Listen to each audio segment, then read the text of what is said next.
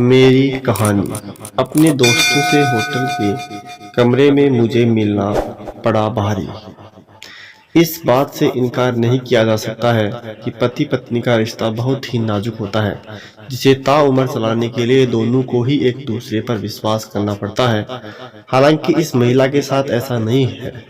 अपने दोस्त से मिलने के बाद उसके पति को न केवल उस पर शक होने लगा है, बल्कि इस महिला के बच्चों ने भी उसका साथ छोड़ दिया। मैं 50 साल की एक शादीशुदा महिला हूँ। मेरी शादी में सब कुछ ठीक चल ही रहा था, लेकिन अपने पुराने दोस्त से मिलने के बाद मेरी जिंदगी पूरी तरह से बर्बाद हो गई। दरअसल आज से 5 साल पहले मैं अपने दोस्त से मिलने के लिए होटल के एक कमरे में गई थी। हम दोनों करीब 30 साल बाद एक दूसरे से मिल रहे थे, इसलिए इस पल के लिए हम दोनों ही काफी उतावले थे। हम दोनों ने इस अवसर का खूब लाभ उठाया। हालांकि इस बीच हम दोनों में से किसी ने भी कोई मर्यादा भंग नहीं की थी, लेकिन हम दोनों की फोटो एक साथ देखकर मेरे पति को शक होने लगा कि मेरे अपने दोस्त के साथ शारीरिक संबंध है। मैंने अपने पति को बहुत समझाने की कोशिश की, लेकिन उनकी घटिया सोच के आगे सब बेकार था। मेरी समस्या यह है कि मेरे पति का शक इतना बढ़ गया कि वह मुझे मानसिक और शारीरिक रूप से परेशान करने लगे हैं। हम लोग अपने नजदीक के एक काउंसलर के पास भी गए थे, जहां मेरे पति ने खुद को अच्छा साबित कर दिया। उन्होंने कहा कि वह मुझसे बहुत प्यार करते हैं, वह सब कुछ भूलकर आगे बढ़ना चाहते हैं, जबकि ऐसा कुछ भी नहीं हुआ है। मेरे दोनों बच्चे भी मुझसे नाराज हैं। उन्हें भी लगता है कि मैं गलत हूँ। मैं इस बारे में किसी को कुछ बता भी नहीं सकती। ऐसा इसलिए क्योंकि मेरे पति दुनिया वालों की नज़र में बहुत शरीफ इंसान है। बात अब इतनी बिगड़ गई कि उन्होंने बच्चों को भी मेरे खिलाफ कर दिया। मेरे बच्चे भी मुझे मानसिक तौर पर प्रताड़ित करते हैं।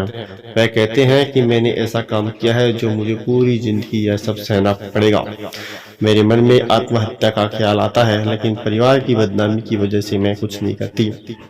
मैं पूरी तरह से टूट चुकी हूँ। मेरे साथ कोई नहीं है, मैं एकदम अकेली हूँ।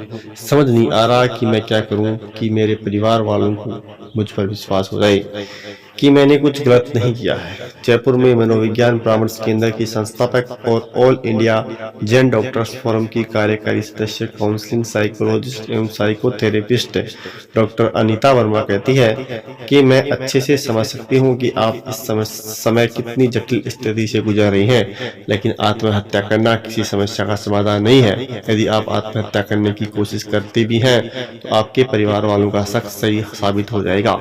उन्हें लगने लगेगा कि आप गलत थी, जिसकी वजह से आपने यह कदम उठाया है। जैसा कि आपने बताया कि आपके पति ही नहीं बल्कि बच्चे भी आपके खिलाफ हो गए हैं, तो ऐसे में उन सभी को संभलने के लिए भी थोड़ा वक्त दें। ऐसा इसलिए क्योंकि अनजाने में ही सही, लेकिन गलती आपकी भी है, जिसे ठीक होने में थोड़ा समय जरूर लगेगा। कहते हैं ना कि वक्त हर घाव का मरहम होता है। वैसे ही यदि आप अपने रोजमर्रा के काम पहले की तरह ही करती रही, बिना किसी से ज्यादा अपेक्षा करें, तो धीरे धीरे चीजें सामान्य हो जाएंगी। आप खुद को सही साबित नहीं कर सकती। आप खुद को सही साबित नहीं कर सकती, इस बात को झुठलाया नहीं जा सकता। ये हम सभी गलतियां करते हैं, लेकिन बहुत बार सिचुएशन ऐसी आ जाती है जहां हमें खुद को प्रूफ नहीं करना चाहिए। ऐसा इसलिए क्योंकि जितना हम खुद को सही साबित करने की कोशिश करें, सामने वाला उतना ही हमें गलत समझेगा। जब ऐसी परिस्थितियां हों तो शांत हो जाना ही सबसे बेहतर उपाय है।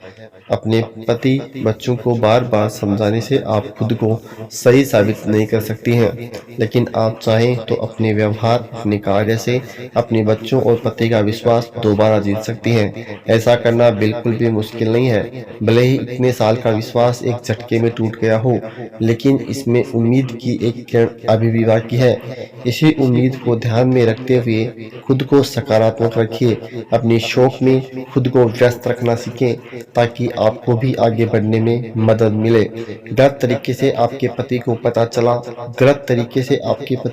चला, इस पूरे केस में आपकी गलती बस इतनी सी थी कि आपने डायरेक्ट अपने दोस्त के बारे में नहीं बताया।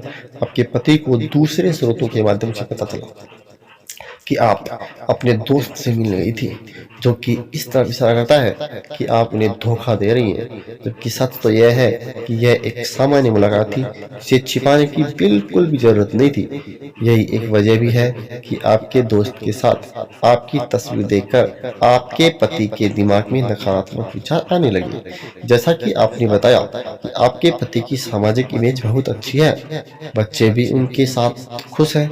इसका मतलब कहीं ना कहीं आप लोगों के बीच में कम्युनिकेशन गैप ज्यादा है, जिसमें आप अपनी बात सीधे तौर पर उनसे नहीं कह पाती हैं। ऐसे में कोशिश यही करें कि अपनी बातों को अपने पति और बच्चों के सामने पॉजिटिवली रखें। यह सत्य है कि यदि आप खुश रहेंगी तो सब लोग खुश महसूस होंगे। मन से भ्रम को निकाल दीजिए, धीरे धीरे सब परिस्थितियां सामान्य हो जाएंगी।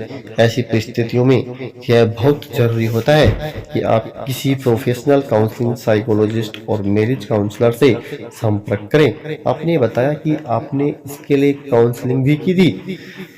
यह एक अच्छा स्टेप है, परंतु हम काउंसलिंग किससे ले रहे हैं यह जानना भी बहुत जरूरी है।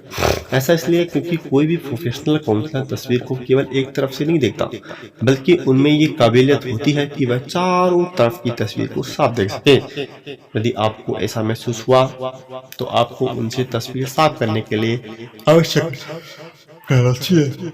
यह ध्यान रखिए, संबंधों में मतभेद हो सकता है परंतु मन में भेद नहीं हो, और यह तभी संभव है जब आपस की बातचीत बंद नहीं की जाए, बल्कि किसी न किसी रूप में इसकी निरंतरता बनाए रखते हैं। अगर आपकी भी रिश्तों से जुड़ी कोई समस्या हो, कोई कहानी हो जिसे आप सबके साथ साझा करना चाहते हैं, तो अमित यादव 08082000@gmail.com पर भेज सकते हैं।